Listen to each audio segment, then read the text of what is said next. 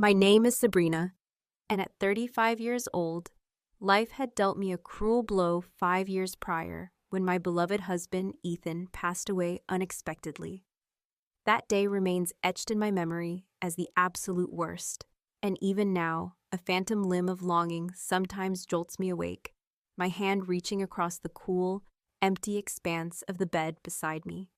The house I inhabit now, a beautiful, albeit spacious dwelling, was a testament to his love, bequeathed to me in his will. Though its size often feels overwhelming for a solitary soul, the very thought of selling it is unbearable. For every corner whispers with cherished memories. My younger brother, Mark, a spirited 32-year-old, is 3 years my junior. We've always shared a deep bond, despite our contrasting approaches to life. While I tend towards caution and meticulous planning, Mark is more impulsive, often leaping into situations headfirst without a second thought. Nevertheless, he possesses a good heart, brimming with a sometimes misguided enthusiasm. A few months ago, Mark married Delilah. She already had a 7-year-old son, Finn, from a previous relationship. Our encounters before the wedding were brief, yet she seemed pleasant enough. A tad reserved but undeniably polite. Finn, a quiet and well-mannered boy, mostly kept to himself, lost in his own world. Mark and Delilah were making ends meet in a cramped 2-bedroom apartment, the best they could afford on Mark's salary as a warehouse supervisor, and Delilah's part-time job at a local boutique. Then, last Tuesday, as I was stirring a fragrant marinara sauce for dinner, my phone shattered the evening's quiet. "Hey, Sabrina," Mark's voice sounded strained, a knot of anxiety tightening in my stomach. "Got a minute to talk?" "Sure, what's up?" I replied, my hand instinctively tightening around the wooden spoon, a premonition of trouble settling over me. "I've got a problem," he confessed, a heavy sigh preceding his next words. "Actually, a few problems." He took a deep breath, the silence on the other end of the line amplifying my unease. "I got demoted at work. Budget cuts, less pay, different shift." "Oh, Mark, I'm so sorry," I murmured, the aroma of simmering tomatoes suddenly tinged with a hint of worry. "That's not all," he continued, his voice dropping lower. "Delilah's pregnant, 2 months along now." "Pregnant?" I echoed, a wave of mixed emotions washing over me. Should I offer congratulations or commiserate, given his somber tone? "And," he added, the weight of his circumstances pressing down on his words, "the landlord just gave us notice. They're renovating the building and not renewing any leases. We have to be out in 10 days, and with my pay cut and the baby coming, I can't afford the security deposit on a new place right now." The unspoken request hung heavy in the air, a looming shadow of obligation. "Sabrina," he finally asked, his voice laced with desperation, "I hate to ask this, but do you think we could stay with you for a little while? Just until I get back on my feet? Your house has those extra bedrooms. We won't be in your way, I promise, just a few months at most." Hesitation gnawed at me. My house did have 3 unused bedrooms, silent witnesses to Ethan's absence, and he was my brother, my only immediate family since our parents had relocated to Arizona. Our contact reduced to infrequent, impersonal calls. "How's Delilah doing with the pregnancy?" I inquired, stalling for time, the weight of the impending decision pressing down on me. "Morning sickness, tired, the usual stuff," he replied. "She's worried about moving while pregnant, especially with nowhere to go." I pondered for another agonizing moment, the image of Ethan's smiling face flashing through my mind, his generous spirit a stark contrast to the predicament before me. "Okay, Mark," I conceded, the words feeling heavy as they left my lips. "You guys can stay here while you get things sorted out." "Really? Oh man, you're a lifesaver, Sabrina. I swear we won't be a burden. Delilah's great at keeping house, and she's a really good cook too. You'll hardly know we're there." "It's fine," I said, a flicker of doubt already igniting in the back of my mind. "When do you want to move in? Is tomorrow too soon? The landlord's giving us a break on this month's rent if we're out quickly." And just like that, it began. The very next day, Mark, Delilah, and Finn arrived at my doorstep. A chaotic whirlwind of 6 suitcases, numerous cardboard boxes, and earnest promises of a temporary stay. The initial weeks unfolded with surprising ease. Delilah proved to be genuinely helpful around the house, She took over dinner duties most nights, and her cooking was surprisingly delicious. The common areas remained tidy under her care, and our conversations, though infrequent, were pleasant. Finn, quiet and polite, mostly occupied himself in his room, engrossed in video games or lost in the pages of a book. Slowly, almost imperceptibly, I began to enjoy their presence. The house, once echoing with a deafening silence after Ethan's death, now hummed with a low thrum of life. Some evenings, we'd gather in the living room for movie nights, and I even found myself helping Finn with his homework when Delilah pleaded exhaustion. Mark, though visibly stressed by his job situation, was effusively grateful. He'd press a kiss to my cheek each morning before leaving for work, reiterating his thanks for our temporary arrangement. Just a few more months, he'd assure me. I'm putting in applications for better jobs every single day. One sunny afternoon, while I was helping Delilah fold laundry in the living room, she remarked casually, "You know, I was so nervous about moving in here, but you've made it really easy." Mark often chimed in with heartfelt pronouncements like, "You were the best sister anyone could ask for." A warm glow of satisfaction spread through me, validating my decision to open my home. It was nice having company. The house finally felt alive again. "Well, it'll get even more lively once this little one arrives," Delilah chuckled, patting her still flat stomach. During those initial weeks, a fragile sense of hope blossomed within me. I believed everything would work out. I was supporting my brother through a difficult period, forging a connection with my new sister-in-law, and anticipating the arrival of a new niece or nephew. I had no inkling of the swift and dramatic shift that was about to shatter this fragile peace. About a month into their stay, subtle cracks began to appear in Delilah's agreeable facade. A skipped dinner here, a perpetually messy bathroom there. Her sleep schedule became increasingly erratic, and she retreated to their bedroom for longer stretches, the television a constant, muffled drone. When I returned home from a long day at the office, the breakfast dishes often remained piled in the sink, a silent testament to her inertia, and Finn's toys lay scattered across the living room like landmines. "She's just tired from the pregnancy," Mark offered by way of explanation when I casually mentioned the shift in her behavior. "First trimester is the worst. She'll bounce back." I tried to be understanding, reminding myself that I had never experienced pregnancy and had no right to judge her discomfort. Consequently, I picked up the slack, cleaning up after dinner and helping Finn with his homework more frequently. Then came the Saturday that irrevocably altered the delicate balance of our household. It was the somber 5-year anniversary of Ethan's passing, a day I traditionally marked with a quiet dinner shared with a few close friends who had loved him, a small act of remembrance to keep his memory alive. I had mentioned it to Mark and Delilah a week in advance. "Just a heads up," I'd said, trying to keep my tone light. "I'm having some friends over on Saturday. We'll try to keep it down, but we'll be using the dining room and living room." Delilah had merely nodded, her eyes glued to her phone, offering a dismissive, "Whatever." That evening, my friends arrived around 6 o'clock, their presence a comforting balm to my still aching heart. We were gathered around the dining table, empty plates pushed aside, gently flipping through old photo albums, sharing anecdotes and laughter, tinged with a bittersweet nostalgia, when Delilah burst into the room like a thunderclap. Her hair was disheveled, and she was clad in a stained t-shirt and mismatched pajama pants, her face contorted with fury. "What the hell is going on in here?" she snapped, her voice so shrill and accusatory that an immediate, stunned silence descended upon the room. "We're just having dinner, Delilah," I replied carefully, my voice betraying a tremor of disbelief. "Remember, I mentioned it last week. You're all being way too loud. I can hear you cackling through the walls, and I'm trying to rest. This noise isn't good for the baby," she declared, her eyes blazing with indignation. My friend Carol, ever the peacemaker, spoke up gently. "We're sorry, Delilah. We didn't realize." "And who are you?" Delilah cut her off rudely, her gaze sweeping over my bewildered friends with open hostility. "Never mind, I don't care. All of you need to leave now." The room remained suspended in an awkward silence, thick with unspoken tension.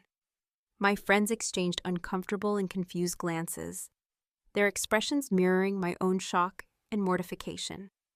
I felt my face flush with a potent cocktail of embarrassment and rising anger. No one is leaving, Delilah, I stated firmly, my voice gaining an edge of steel. These are my close friends, and we're honoring my husband's memory today. We are not being loud. We are simply talking and looking at photos. It's your husband's death day? Delilah scoffed, her voice dripping with disdain. Well, he's been dead for years. Get over it already. She glared at me, then at my stunned friends, her contempt palpable. This is ridiculous. I need peace and quiet. With that, she spun on her heel and stormed out of the room, the resounding slam of the door punctuating her dramatic exit. My friends, bless their hearts, tried to pretend the ugly scene hadn't occurred, but the evening's delicate atmosphere had been irrevocably shattered. They left early, offering tight hugs at the door and casting concerned glances back at the closed bedroom door. That night, I waited up for Mark, the simmering resentment inside me threatening to boil over. When he finally arrived home from his late shift, the weariness etched on his face did little to soften my fury. Your wife just humiliated me in front of my friends, I began, my voice trembling with suppressed anger. She told them to leave my house and said absolutely vile things about Ethan. Mark rubbed his tired eyes, a weary sigh escaping his lips. I'm so sorry about that, Sabrina. She's been having a really hard time with mood swings. The pregnancy hormones are really hitting her hard. Pregnancy doesn't give her the right to be cruel and disrespectful, Mark, I retorted, my voice rising despite my efforts to remain calm. I know, he placated, running a hand through his disheveled hair. I'll talk to her, I promise. Just try to cut her some slack, please, for me. I reluctantly agreed, mostly because I dreaded a confrontation with my brother. However, whatever conversation Mark had with Delilah did absolutely nothing to improve her atrocious behavior. In fact, things spiraled downwards with alarming speed. She began to complain incessantly about everything, the aroma of my morning coffee, the volume of my television at night, even the perfume I had worn for years. That smell makes me want to throw up, she'd announce dramatically if I dared to apply even a hint of fragrance. Are you trying to poison my baby? One evening, as I was preparing a simple spaghetti dinner, the garlicky aroma filling the kitchen, Delilah walked in and immediately clapped a hand over her nose, her face contorted in exaggerated disgust. God, that garlic is making me sick. You know I can't stand strong smells right now. I'm just making dinner, Delilah, I replied, my patience wearing thin. Well, make something else, or better yet, don't cook at all. Your food always stinks up the whole house. That was the breaking point. I turned off the stove, the simmering sauce abandoned, and grabbed my purse. Fine, I retorted, my voice tight with anger. Cook your own dinner if mine is so offensive. After that, I ceased cooking at home entirely. I started eating lunch at work and picking up takeout on my way home, a costly but seemingly less confrontational alternative to dealing with Delilah's constant barrage of complaints. Finn's behavior also underwent a disturbing transformation. The once polite and quiet little boy now met my simple requests with eye rolls and blatant disrespect. Finn, could you please pick up your backpack from the hallway? I asked one afternoon, my tone gentle. Why should I? He shot back, his voice laced with a newfound insolence. You're not my mom. My mom says I don't have to do what you say. I was utterly taken aback, unsure how to respond to such blatant defiance. What poisonous words had Delilah been feeding him? My friends, once a source of comfort and normalcy, stopped visiting. The last time Melanie had come over, Delilah had stormed through the living room no less than 3 times, slamming doors and muttering loudly enough for us to hear about inconsiderate people and noise pollution. Turn that TV down, she had shrieked from the hallway, despite the fact that the television wasn't even on. Just ignore her, I had whispered to a bewildered Melanie, my face burning with shame. As Delilah's pregnancy progressed, her demands escalated in both frequency and absurdity. She rearranged my kitchen cabinets without so much as a word, complained incessantly about the water pressure in the shower, and even criticized my choice of laundry detergent. One particularly frustrating evening, I found Mark alone in the kitchen, staring blankly into the refrigerator, and decided to broach the subject that had been weighing heavily on my mind for weeks. Mark, I began, trying to keep my voice even despite the rising tide of resentment. I know things are tough, but have you started looking for your own place yet? He avoided my gaze, his eyes fixed on the half-empty shelves. "I've been saving, but rents are crazy right now. And with the baby coming, we need something bigger than we had before. Just a little more time, Sabrina, I promise." I nodded, a hollow ache of disappointment settling in my chest. A little more time had already stretched from weeks into months, and a nagging suspicion began to take root. Did they ever truly intend to leave? The very next day, while Mark was at work, Delilah dropped a bombshell over a tense and silent breakfast. "So," she began casually, spreading a thick layer of jam on her toast, "when are you planning to move out?" I nearly choked on my lukewarm coffee. "Excuse me?"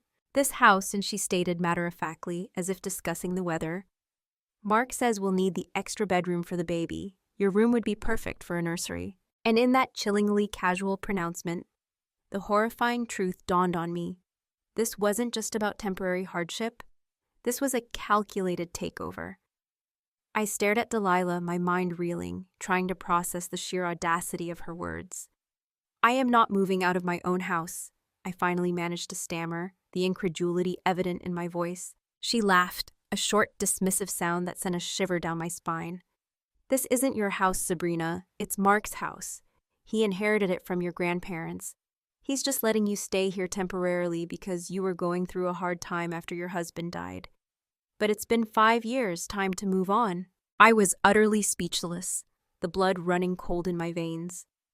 I needed to talk to Mark immediately, to unravel this web of lies and deceit. That evening, the moment Mark walked through the door after work, I cornered him in the kitchen while Delilah was in the shower, the rhythmic sound of the water a stark contrast to the turmoil brewing within me. "We need to talk about what you've told your wife about this house," I began, my voice low and dangerous. "She thinks you own this house. She told me I need to move out to make room for the baby. What the hell, Mark?" He ran a hand through his hair, his eyes darting nervously around the kitchen. "I can explain." "Explain what, Mark? Explain how you could lie so brazenly." "When I met Delilah," he confessed, his voice barely above a whisper, "I might have exaggerated a few things. I told her my grandparents left me this house and that I was letting you stay here until you got back on your feet." "Why would you lie about something so significant?" I demanded, my voice rising in disbelief and betrayal. He looked down at his feet, shame radiating from him in waves. "She was dating this lawyer who owned his own condo. I wanted to impress her, to show her I had something going for me too." "So you claimed my house is yours? The house Ethan and I bought together, the house he left to me when he died?" The words felt like shards of glass in my mouth. "I'm sorry, Sabrina," he mumbled, his voice thick with remorse. "I meant to tell her the truth eventually, but then we got married and it got harder and harder to admit I'd lied." I couldn't believe the depth of his deception. "You need to tell her the truth, Mark, today." "I can't just drop this on her now. She's pregnant, stressed." "If you don't tell her, Mark," I interrupted, my voice firm and unwavering, "I will." Okay, he conceded, his shoulders slumping in defeat. "I'll talk to her. Just give me a little time to find the right moment." But days bled into a week, and Mark continued to find flimsy excuses to postpone the inevitable conversation. Meanwhile, Delilah grew bolder and more entitled in her demands, completely oblivious to the precarious foundation upon which her assumptions were built. At breakfast a week later, she made her move. "So I've been thinking about the nursery," she announced, swirling the remaining milk in her cereal bowl. "I need you to clear out your room in the next 2 weeks. The baby will be here before we know it, and we need to start setting things up." I looked pointedly at Mark, who was suddenly engrossed in the sports section of the newspaper, feigning ignorance. "Mark," I said, my voice dangerously calm, "is there something you want to tell your wife?" He squirmed in his seat, avoiding my gaze, but remained stubbornly silent. "Fine," I said, my voice laced with icy resolve. "The show's over, Delilah." Her brow furrowed in confusion. "What are you talking about? This house has never belonged to Mark. It was my husband's, and he left it to me when he died. Mark has absolutely no claim to it whatsoever." Delilah's face underwent a rapid transformation from stunned disbelief to incandescent rage in a matter of seconds. She swiveled in her chair, her eyes locking onto Mark. "What is she talking about?" Mark looked utterly miserable, the weight of his lies finally crushing him. "I was going to tell you." "Tell me what, Mark?" Delilah's voice rose, sharp and accusatory. Sabrina's right, he mumbled, his gaze fixed on the tabletop. This is her house. I never owned it. Delilah shot to her feet so abruptly that her chair crashed backward against the tiled floor. You've been lying this whole time? You told me your grandparents left you this place. I know, and I'm so sorry, Mark stammered, his face pale with fear. I didn't want to worry you. Worry me? Delilah shrieked, her voice cracking with fury. You're a jerk, Mark. A complete loser. She stormed out of the kitchen, slamming the bedroom door with such force that the dishes in the cupboard rattled precariously. I foolishly believed that would be the end of it. Surely after discovering the extent of Mark's deception, Delilah would be mortified, too embarrassed to remain under my roof. I imagined them packing their bags, their promises of a short stay echoing with bitter irony as they finally departed, leaving me to reclaim my peaceful existence. I was devastatingly wrong. The very next morning, Mark and Delilah appeared in the kitchen together, an unsettlingly united front.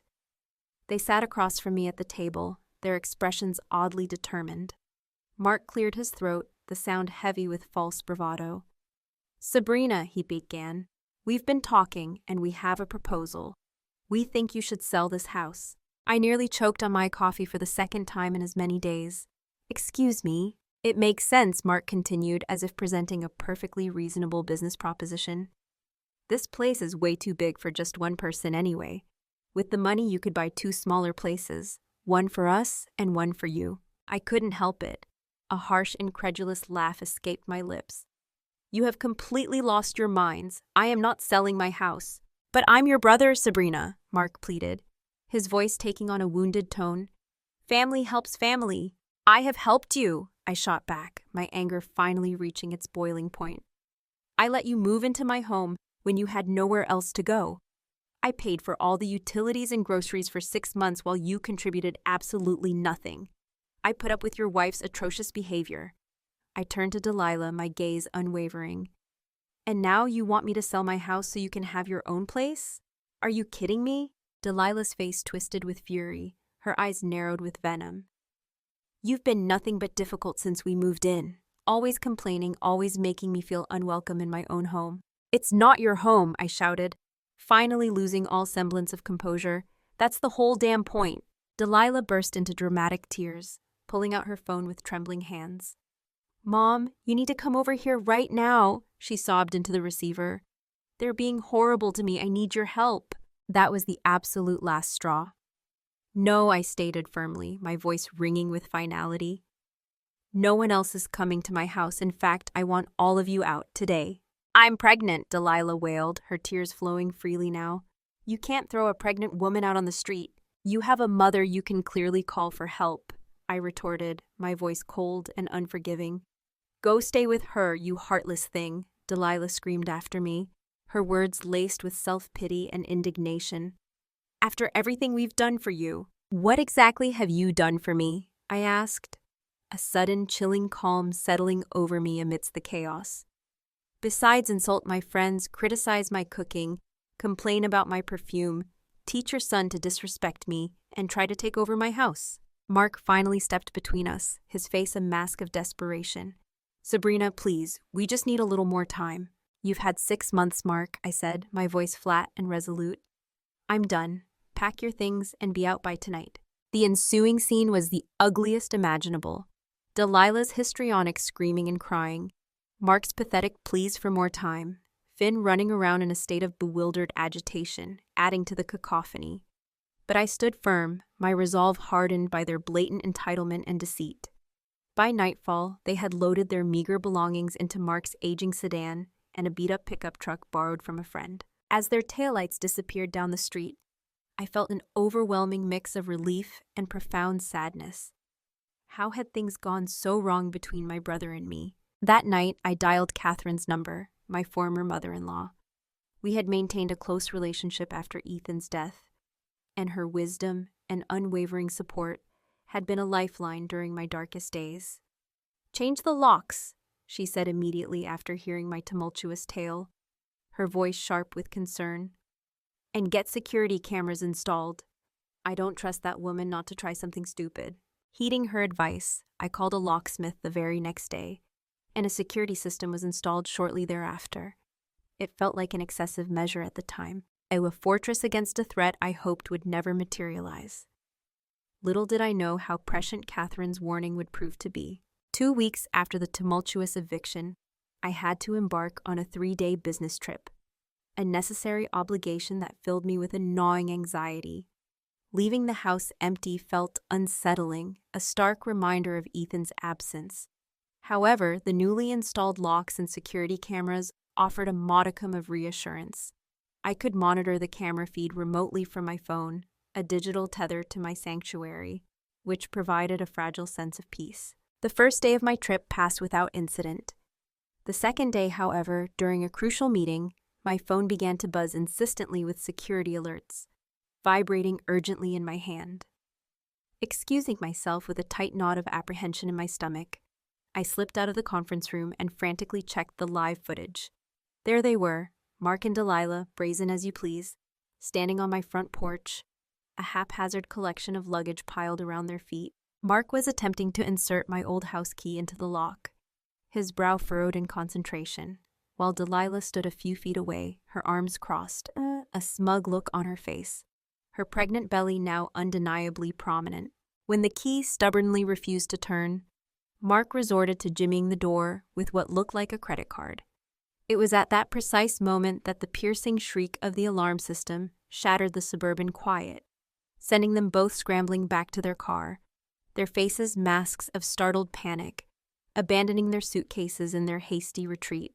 They returned mere minutes later, their initial shock replaced by a furious urgency to snatch their belongings before speeding off down the street. I was utterly stunned, my mind reeling at their sheer audacity.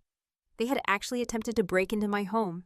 If I hadn't heeded Catherine's warning and changed the locks, I would have returned from my trip to find them comfortably ensconced back in my house, undoubtedly armed with some fabricated tale of an emergency or misunderstanding. A wave of nausea washed over me, the betrayal cutting deeper than I thought possible. That night, alone in my sterile hotel room, I did something I hadn't done in years. I called my parents. Our relationship had always been strained, fraught with unspoken disapproval. They had never truly accepted Ethan, believing I had married too young, and generally found fault with my life choices. The chasm between us had widened after Ethan's death, their well-meaning but ultimately unhelpful platitudes grating on my raw grief. Our contact had dwindled to brief, perfunctory calls on birthdays and holidays. "Sabrina, is everything okay?" my mother answered, her voice laced with surprise at the unexpected call. "Not really, Mom," I confessed, the dam of my carefully constructed composure finally breaking. And then the whole sordid story poured out of me in a torrent of emotion. Mark's manipulative arrival, Delilah's escalating hostility, their outrageous demands, and finally the shocking attempted break-in. "I just don't know what to do anymore," I sobbed, the weight of their betrayal crushing me. "He's my brother, but I don't even recognize him now." A long silence stretched across the miles, heavy with unspoken understanding. Then my mother sighed deeply, a sound that spoke volumes. "Oh, Sabrina, Mark called us last week, asking if he and his family could stay with us for a while." "What did you tell him?" I asked, a flicker of morbid curiosity igniting within me. "We said no," my mother replied firmly, her voice devoid of any hesitation. "We've met Delilah before. They stayed with us for 6 weeks last year, before they were married. That woman nearly drove us insane with her constant complaints and unreasonable demands. Your father couldn't even watch his football games because she claimed the noise gave her migraines." For the first time in years, a genuine connection sparked between my mother and me. She understood, firsthand, the ordeal I had endured. "So what do I do now, Mom?" I asked, seeking her guidance with a newfound humility. "Keep your distance, Sabrina," she advised, her voice laced with a hard-won wisdom. "That woman is toxic, and unfortunately Mark can't see it. Maybe someday he will, but until then, you need to protect yourself." We talked for almost an hour that night, a conversation that flowed with an ease and depth that had been absent for years. By the time we hung up, I felt a sense of healing begin to bloom within me, the weight of isolation slightly lessened. Sometimes it takes a shared crisis to bridge the old familiar distances. Life slowly settled into a new, albeit solitary rhythm. I poured my energy into my work, found solace in spending time with my loyal friends, and even made 2 overdue trips to Arizona to visit my parents, a reconnection I hadn't anticipated. Mark and I remained estranged, though I heard through a distant cousin that Delilah had given birth to a baby boy. I sent a brief congratulatory text message, a perfunctory gesture, but received no response. 6 silent months drifted by. Then, on a dreary, rain-soaked Tuesday evening, a hesitant knock echoed through my quiet house. My heart leaped with a sudden, inexplicable anxiety. I checked the security camera on my phone and was shocked to see Mark standing on my doorstep, alone, looking thinner and more haggard than I remembered.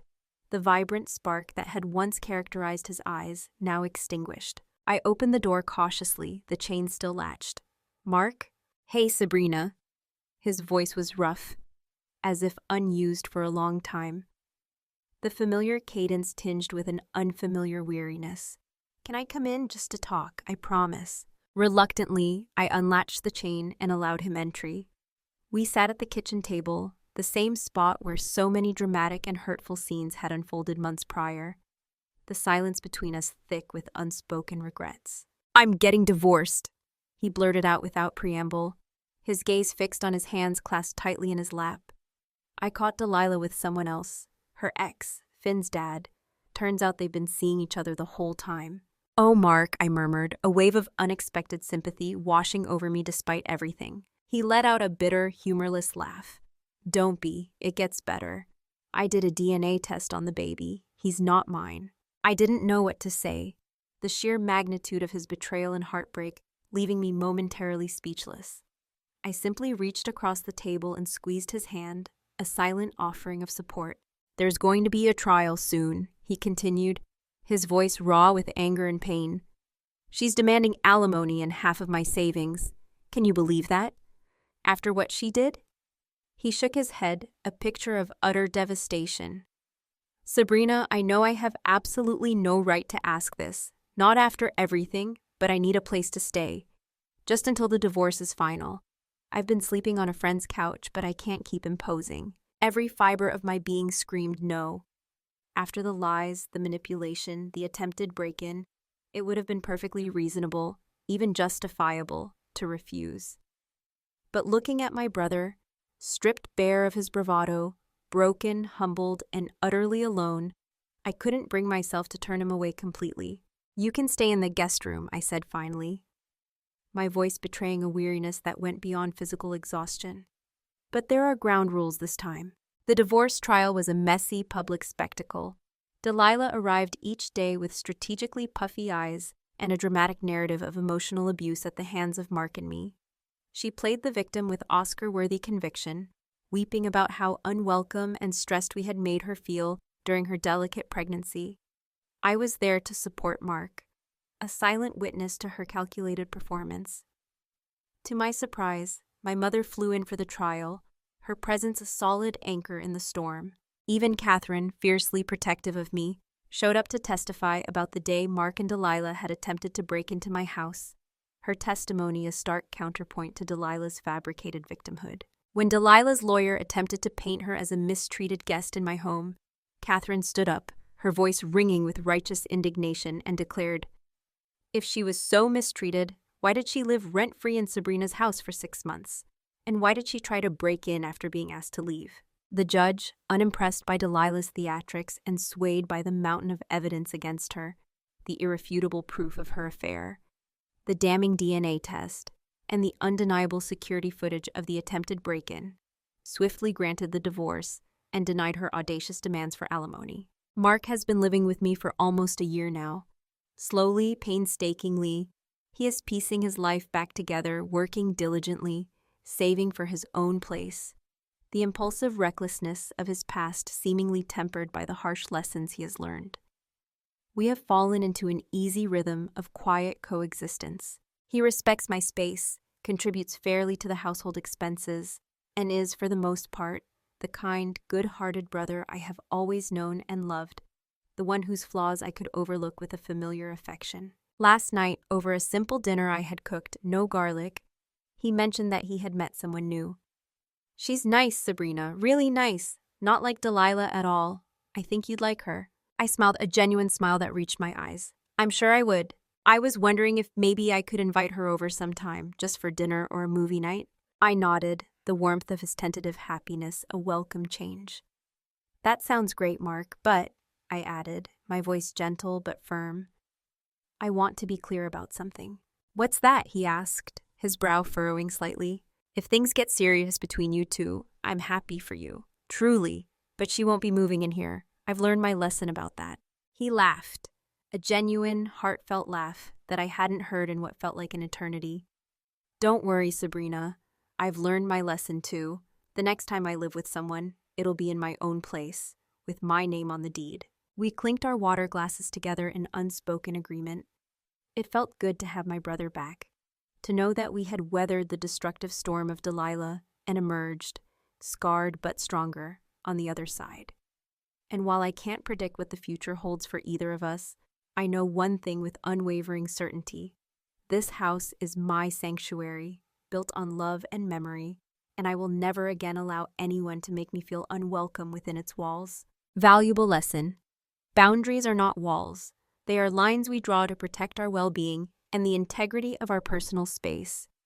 Learning to establish and enforce healthy boundaries, even with family, is crucial for maintaining our peace and preventing exploitation. Sometimes, love and obligation can blur these lines, but ultimately, protecting ourselves is not selfish. It's necessary for our emotional survival. What are your thoughts on Sabrina's situation? Have you ever experienced similar challenges with family or house guests? Share your experiences and insights in the comments below. Don't forget to like this story and subscribe to the channel for more compelling narratives.